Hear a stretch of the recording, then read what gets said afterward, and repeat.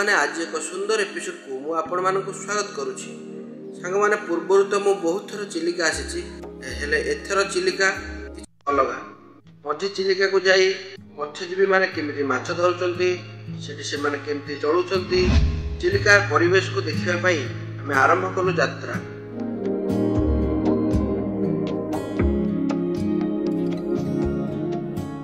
Boat रे मु मोर team को किछि मत्स्यजीवी बाहरिलु मत्स्यजीवी स्वर्ग कहुवा नीलांबू चिलिका समस्ते तो बहुत खुशी थे तास मुझे अधिक एक्साइटेड कालुपड़ा घाट पटू एक नाल दे बोट चलने को लगे।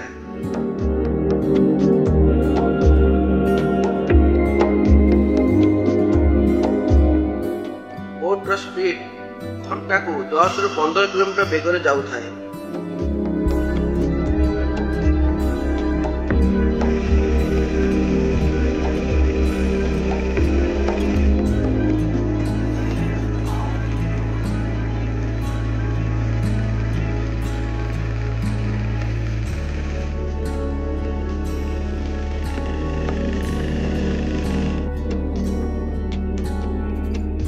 आग को गला परे किछि बोट रे माछ सब ओजन होई पैकिंग हेउथाय।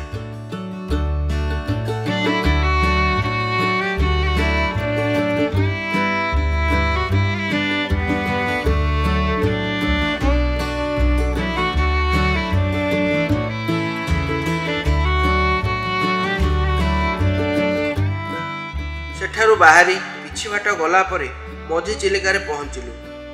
मत्स्यजीवी भाई माने पानी रे पड़िथिबा जाल को गोटे बारे लागि थांती जाल रे लागि थांती विभिन्न प्रजातिर माछ।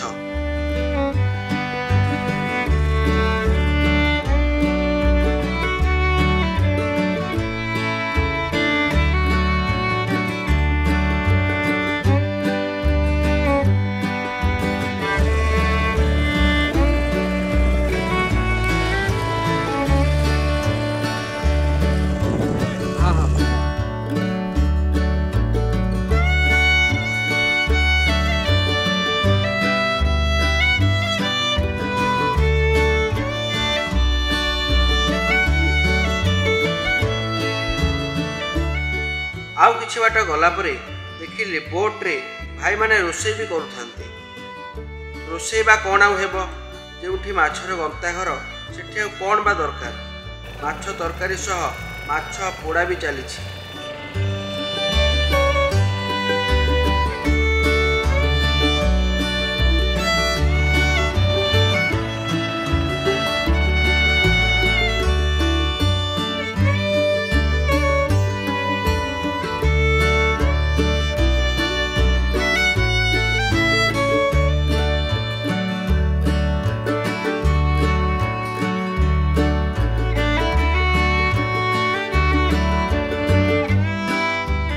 खाई पी भाई माने पुणी माछ धरिबा को लागि जांती। चिलिकार परिवेश एते सुंदर लागु थाए जे ताको परिप्रकाश करिबा सहज नुह।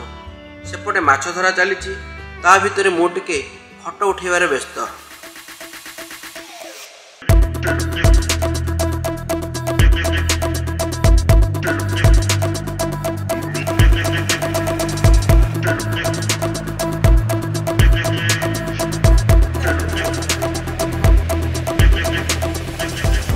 माछ धरिबा समय रे कैमेरा को देखी भाई मानक खुशी कहले न सरे। सांग माने मोर ए वीडियोटी जदि आपको भल लागु थाए लाइक शेयर और सब्सक्राइब निश्चय कर देबे।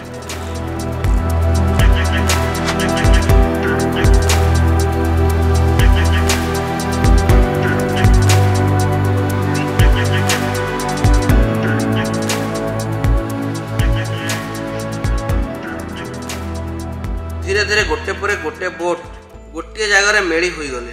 किए जाल सिलाई करुछि तो किए बरफ गुंड करुछि किए हिसाब करुछि तो किए माछ सब ओजन करुछि। धरिदेवा माछ को डायरेक्ट बेपार को एठी बिक्री कर देउथिले भाई माने। प्रतिदिन घर को फेरिबा संभव नुह तेणु बेपारी माने डायरेक्ट चिलिका को आसी माछ सब किनि नेउचंती। क्विंटाल क्विंटाल माछ ओजन होई पैकिंग हेउथाय।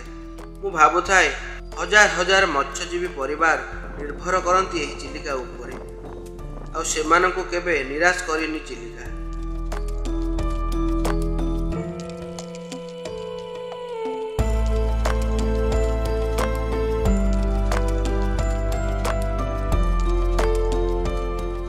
সেটা সব পকাই দিও তাদের একাথর করে।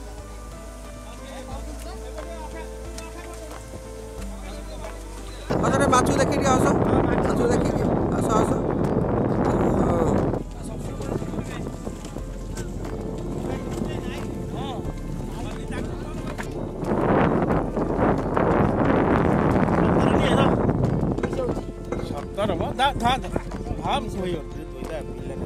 ହେଲା ଆଜ୍ଞା।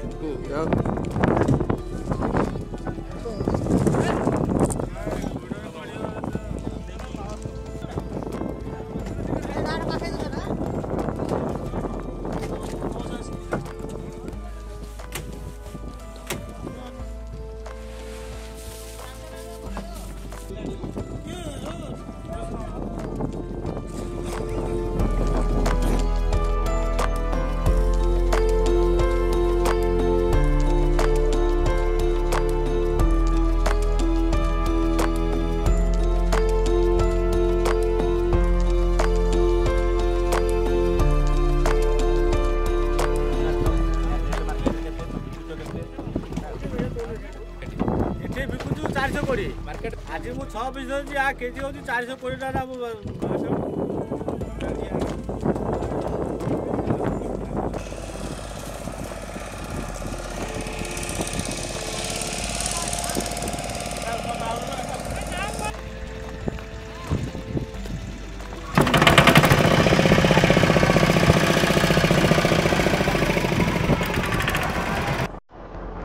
ଏତିକିରେ ପାଖାପାଖି 5 ଘଣ୍ଟା ବିତିଗଲାଣି। ପାଖରେ ଥିବା ଏକ ଟାପୁକୁ ଯାଇ ଟିକେ ବୁଲିଲୁ ଓ ବୋଟକୁ ଟିକେ ରେଷ୍ଟ ଦେଲୁ।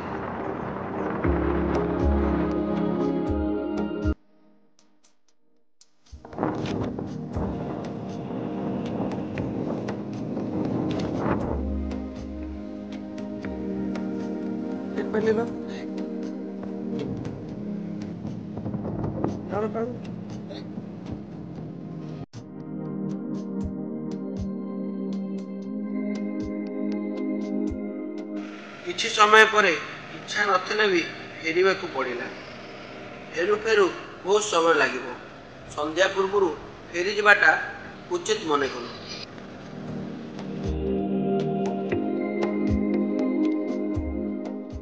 ପାଖାପାଖି ଗୋଟେ ଦିନ ବିତି ଯାଇଥିଲା ଏହି ଚିଲିକାର ଜଳରାଶିରେ। ଓଡ଼ିଶାର ପୁରୀ, ଖୋର୍ଦ୍ଧା, ଗଞ୍ଜାମ ଜିଲ୍ଲା ମଧ୍ୟରେ ବିସ୍ତୃତ ଏହି ହ୍ରଦ ଭାରତର ସବୁଠୁ ବଡ଼ ଖାରିପାଣି ହ୍ରଦ। ପ୍ରାୟ 1100 ବର୍ଗ କିଲୋମିଟର ଅଞ୍ଚଳରେ ପରିବ୍ୟାପ୍ତ ଏହି ଅଞ୍ଚଳକୁ ଶୀତ ଦିନରେ ସାଇବେରିଆ, କାଜାକିସ୍ତାନ, ଇରାନ ଓ ହିମାଳୟରୁ ଲକ୍ଷ ଲକ୍ଷ ପକ୍ଷୀ ଆସି ସୃଷ୍ଟି କରନ୍ତି ଚିଲିକା ପ୍ରସିଦ୍ଧ ପକ୍ଷୀ ଅଭୟାରଣ୍ୟ। ଚିଲିକାରେ ଦୁର୍ଲଭ ଇରାୱାଡ଼ି ଡଲଫିନ୍ ଦେଖିବାକୁ ମଧ୍ୟ ମିଳେ।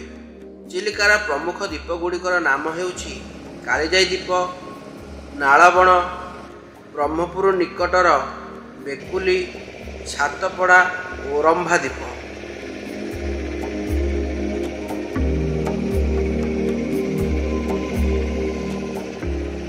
ଧୀରେ ଧୀରେ ମୁହାଣର ପାଖାପାଖି ପହଞ୍ଚିଗଲୁ। ବୋଟ୍ ଆସି କୂଳରେ ଲାଗିଗଲା। ସାଙ୍ଗମାନେ, ଆଜିର ଏପିସୋଡ଼ଟି ଆପଣମାନଙ୍କୁ କେମିତି ଲାଗିଲା କମେଣ୍ଟରେ ନିଶ୍ଚୟ ଜଣାଇବେ। ଯଦି ଭିଡ଼ିଓଟି ଭଲ ଲାଗିଥିବ ସବସ୍କ୍ରାଇବ୍ ନିଶ୍ଚୟ କରିଦେବେ। ମୁଁ ରହୁଛି। ଜୟ ଜଗନ୍ନାଥ।